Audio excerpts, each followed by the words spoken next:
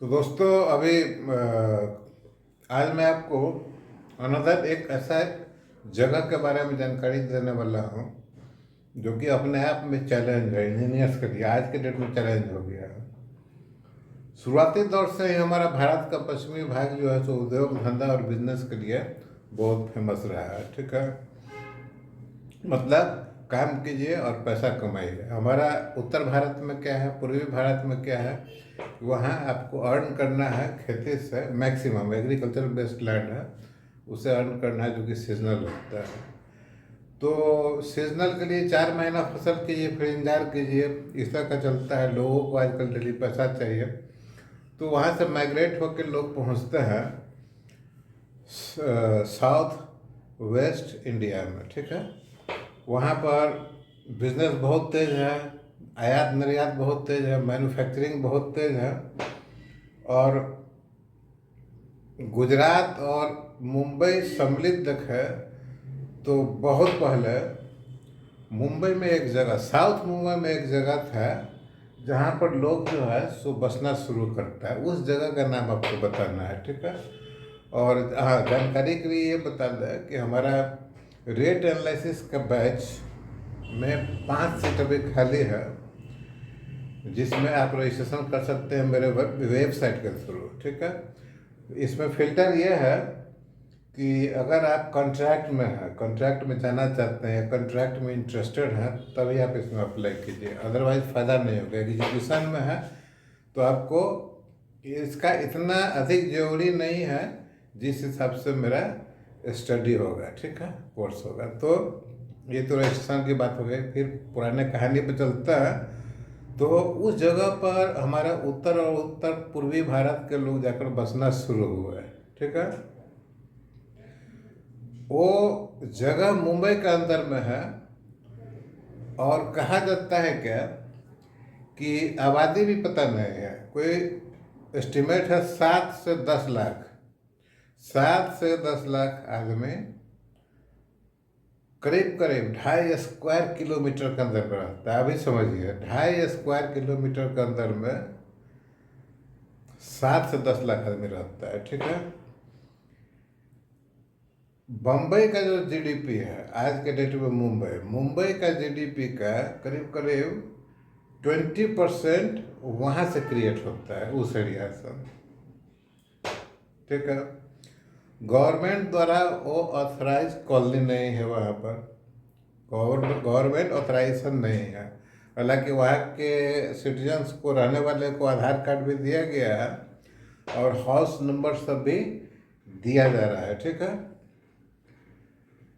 बम्बई और उसके आसपास, इवन गुजरात में भी जो उद्योग धंधा चलता है, उसका छोटा छोटा जो आइटम होता है, जैसे शर्ट के ऊपर में बटन लगाना है, जैसे डायरी जो होता है या बुक, उसका कवर पे कुछ काम करना है, या छोटा छोटा आर्टिकल्स बनाना है, या बेल्ट, चमड़ा का काम है, बेल्ट बनाना है, या पर्स स्टिच करना है। मतलब छोटा, जिसको कुटीर उद्योग टाइप का बोल सकते हैं, जो कि चाइना में बहुत अच्छा टेक्नोलॉजी के साथ चलता है ना, वो उस एरिया में होता है। वहाँ के लोगों का जीवन यापन उसी से चलता है। ठीक है, और एवरेज इनकम अगर रख ले तो वहाँ के घर में, वहाँ का जो हाउस होल्ड है, उसमें 15,000 के आसपास का पर मंथ का इनकम होता है। ठीक है, आप ये समझिए कि बम्बई का आबादी जो है 2.5 करोड़ करीब होगा, एग्जैक्टली हम नहीं बोल सकते हैं।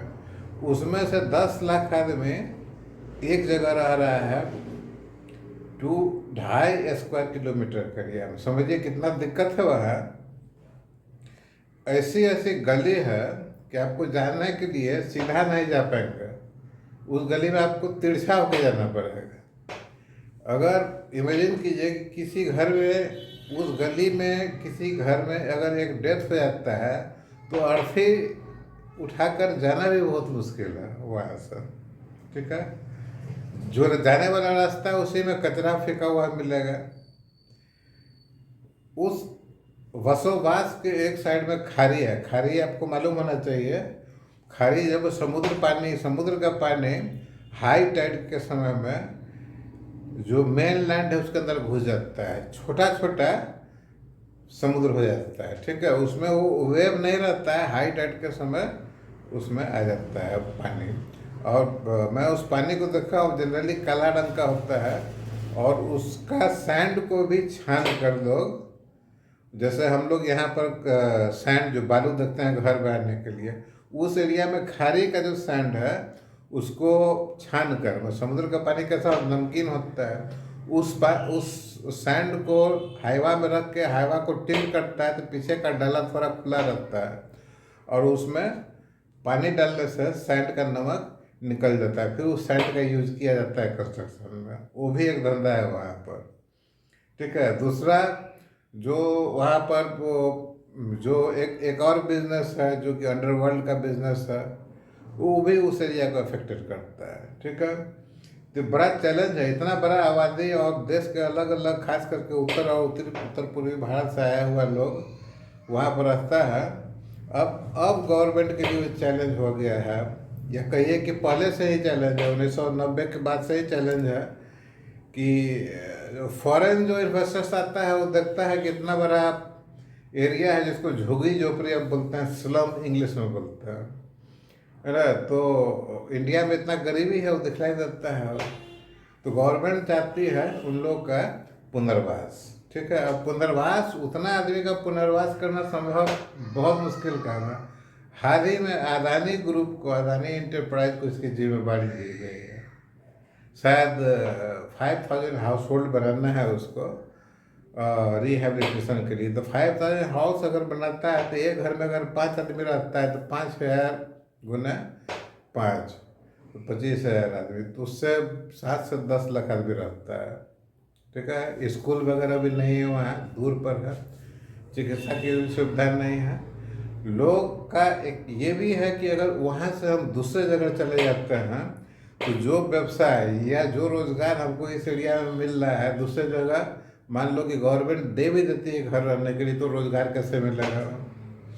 तो ये सारा समस्या है आज के डेट में। वो एरिया जो है झुग्गी या स्लम जिसको बोलते हैं, एशिया का सबसे बड़ा स्लम बनाया जाता है, कई सिनेमा में भी दिखलाया गया, ठीक है। तो आपको उस जगह का नाम सोचना है और बताना है, रिसर्च कीजिए, हम बताएंगे नहीं, क्योंकि ये सब इंजीनियरिंग, और इंजीनियरिंग क्या, ये टाउन प्लानिंग एंड आर्किटेक्चर, फिर रिहैबिलिटेशन, ठीक है, ये सब चीज़ के हिसाब से ये इंजीनियरिंग के लिए एक चैलेंज है, ठीक है। कब सॉल्व होगा, होगा या नहीं होगा, कितना खर्च होगा, क्या क्या उसमें सोशल और इकोनॉमिकल इम्पैक्ट आता है, ये सभी चीज़ आपको जानना चाहिए। तो आज के लिए इतना है, थैंक यू, धन्यवाद। शेयर कीजिए और रेट एनालिसिस के लिए हमारा वेबसाइट में जाकर रजिस्ट्रेशन कीजिए।